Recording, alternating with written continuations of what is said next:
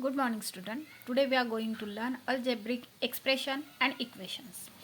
Now I am explaining what is expression and what is equation. When we say the term x plus 4, it is an expression, and when we put the sign of equal, x plus 4 is equal to 8, when in any two terms, in between any two terms, if there will be the sign of equal, then it is an equation.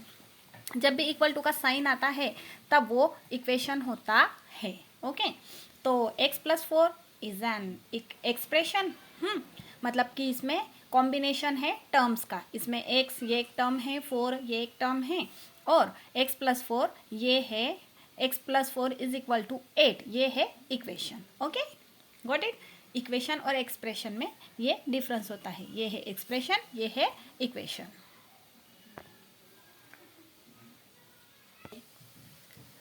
अब हम सीखेंगे expression में अलग अलग जो terms होते हैं उनके बारे में.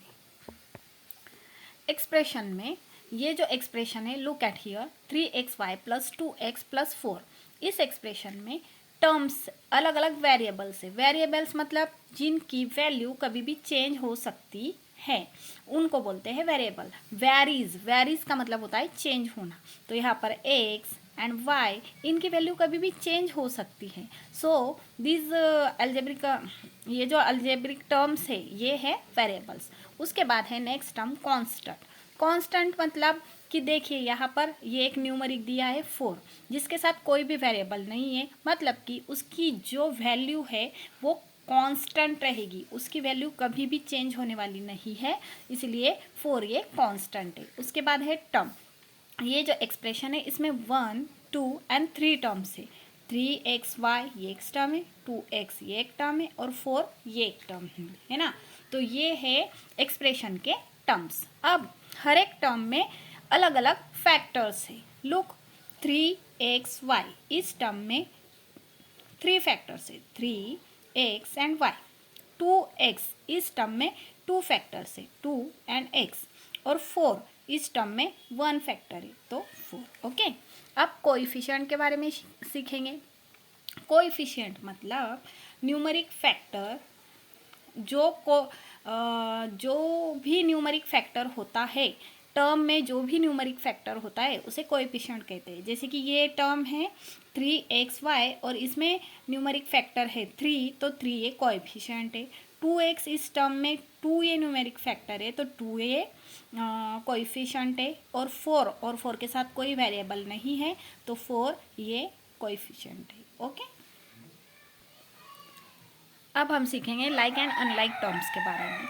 ये टर्म्स को देखिए, ये टर्म है 3x, 2x और 4x. जब भी इसमें अलजेब्रिक फैक्टर्स मतलब कि वेरिएबल्स, इसका वेरिएबल है x, इसका भी x है, इसका भी x है, दो सबके वेरिएबल्स सेम है x, तो ये है अलजेब्रिक फैक्टर्स जिनके सेम है, तो ये लाइक टर्म्स है. जैसे कि 2xy और 4xy दोनों के वेरिएबल्स सेम हैं, इसीलिए ये लाइक टर्म्स है. और जब हम ऐसे टर्म्स देखते हैं 3xy एंड 7x, तो इसके वेरिएबल से xy, अलजेब्रिक फैक्टर्स. ओके, और इसका वेरिएबल है x.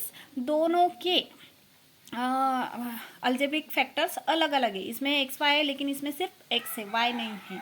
तो जिनके अलजेब्रिक फैक्टर्स सेम नहीं होते हैं वो होते हैं अनलाइक टर्म्स. तो ये दोनों अनलाइक टर्म्स है. अगर हम 3zx देखते हैं और 4y देखते हैं तो इन दोनों के भी फैक्टर्स अलग अलग हैं, वेरिएबल्स अलग अलग है, इसीलिए ये अनलाइक टर्म है. लाइक टर्म और अनलाइक टर्म हमें ज़्यादातर एडिशन और सब्सट्रैक्शन के टाइम पर बहुत ही इम्पोर्टेंट होते हैं. अब हम सीखने वाले हैं टाइप्स ऑफ एक्सप्रेशंस के अलग अलग टाइप होते हैं. जैसे monomial, binomial, trinomial, polynomial. Monomial का मीनिंग क्या है? जब किसी एक्सप्रेशन में सिर्फ वन टर्म होती है, ओनली वन टर्म, तो उसे कहते हैं मोनोमियल. फॉर एग्जाम्पल 3x और 3xy. जब किसी एक्सप्रेशन में 2 या 3 टर्म होते हैं, जैसे 2 टर्म्स होते हैं, तो उसे कहते हैं 3xy प्लस 4x, तो उसे कहते हैं बाइनोमियल, जैसे 3xy plus 4, 2z plus 7p, ऐसे। हाँ, अगर किसी एक्सप्रेशन में थ्री टर्म्स ओके, तो हम उसे कहेंगे 3xy प्लस 4x प्लस 2, ऐसे 3 टर्म्स है तो हम उसे कहेंगे ट्राइनोमियल। अगर किसी एक्सप्रेशन में 3 से ज़्यादा टर्म्स है तो हम उसे कहेंगे polynomial, more than 3 terms okay.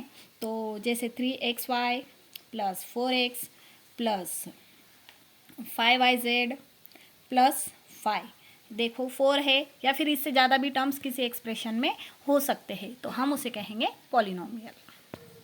अब हम सीखेंगे addition and subtraction of polynomial. Suppose कि यहाँ पर दो टर्म दिए हुए हैं 8xy एंड 5xy, दोनों के वेरिएबल्स सेम है, इट मीन्स हम उसे ऐड कर सकते हैं। अगर हमें उनका एडिशन करना है तो सबसे पहले हम जो न्यूमरिक फैक्टर्स है उनको ऐड करेंगे। न्यूमरिक फैक्टर्स है 8 एंड 5 होते हैं 13, तो उनको ऐड किया, and xy means xy 13xy। अगर हमें उनका सब्ट्रैक्शन करना है तो हमें न्यूमरिक टर्म को एक दूसरे से सब्ट्रैक्ट करना पड़ेगा। 8 में से 5 अगर हमने सब्ट्रैक्ट किया तो होगा 3, and 3xy is the answer. First वाला जो एडिशन एंड सब्ट्रैक्शन किया था वो हमने सिंपल टर्म का किया था। अब मोर देन 2 टर्म्स या 2 टर्म्स का हम सब्ट्रैक्शन एंड एडिशन करके देखते हैं। सबसे पहले 3x plus 11 and x minus 5, ऐसे 2 टर्म्स है हमारे पास ओके, 2 एक्सप्रेशन से, और वो दोनों का एडिशन करना है।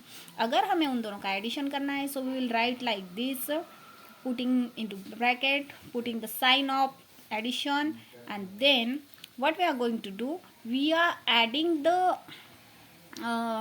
the terms with same variables, जिनके वेरिएबल सेम है ना वो टर्म को ऐड करेंगे। So 3x plus x, and then we are adding numerals, जो न्यूमरल्स है जो कांस्टेंट है उनको ऐड करेंगे। तो कांस्टेंट है प्लस 11 एंड इधर कांस्टेंट है minus 5, so it will B 3x and x, it will be 4x, and 11 minus 5 it will be 6, and the bigger number having the sign of plus, so we are putting the sign of plus. After that, how can we do the subtraction? For subtraction, again we are doing the same thing, we are putting them into the bracket and putting the sign of minus there. After that what we are doing, हम उन्हें अलग कर लेंगे जिनके same variables हैं उनको, जैसे कि 3x माइनस 7x, सॉरी, जब साइन ब्रैकेट के अंदर जाएगा तो उनके साइन चेंज होंगे। ये पॉजिटिव 7x है तो वो माइनस 7x बनेगा, और ये प्लस 5 है तो वो माइनस 5 बनेगा ओके।